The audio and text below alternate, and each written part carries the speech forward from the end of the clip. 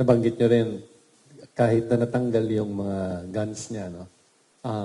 He is still armed and dangerous. Gaano ba ka-dangerous at this point? Anong information natin na makakuha siya ng firearms talaga to resist? He will stand?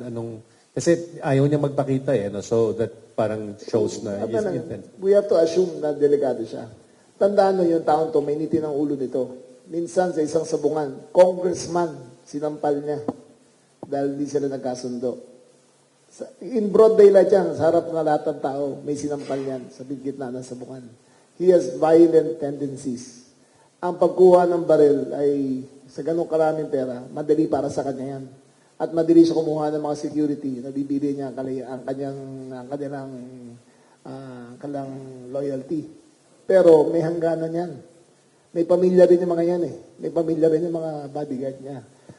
Kung kaya huwag ka magtiwala sa mga bodyguard mo. Isa dyan, bebenta ka.